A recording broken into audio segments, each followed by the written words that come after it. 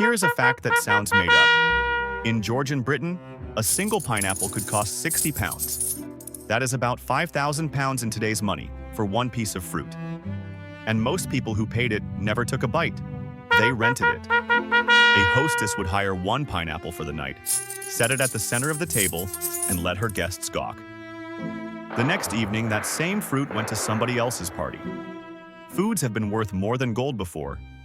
Some got rented out like jewelry. One got harvested until it vanished from the earth.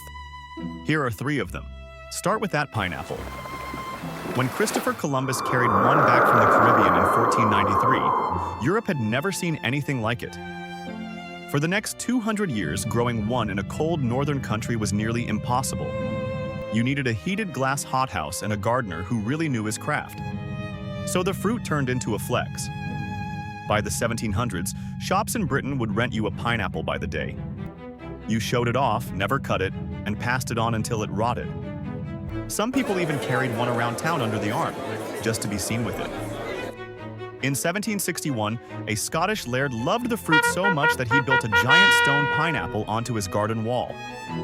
It is still standing today, now a food you will never taste, because it is extinct. It was called silphium. It grew wild along the coast of what is now Libya, around the Greek city of Cyrene, founded about 631 BC.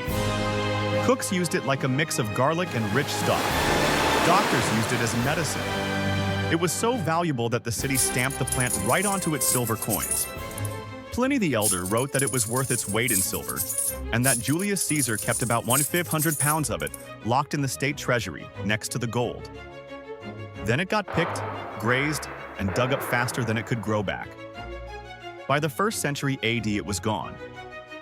Pliny says the last stalk anyone could find was handed to the Emperor Nero as a curiosity. Last, cinnamon. Today, it costs a few dollars a jar. In the ancient world, it was worth more than gold, and the traders who sold it fought to keep it that way. Around 440 BC, the Greek writer Herodotus wrote down the story the Arab sellers were telling. They claimed cinnamon came from giant birds that built their nests out of the sticks, high on cliffs no person could climb. To collect it, they said, you left out heavy chunks of meat.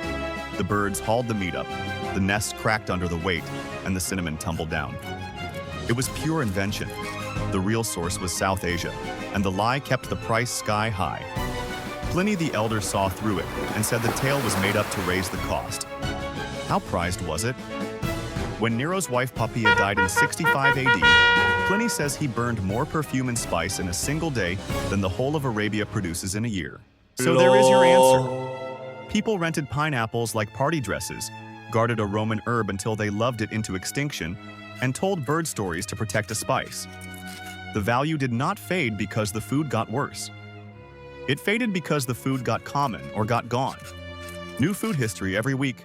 Stick around and stay hungry.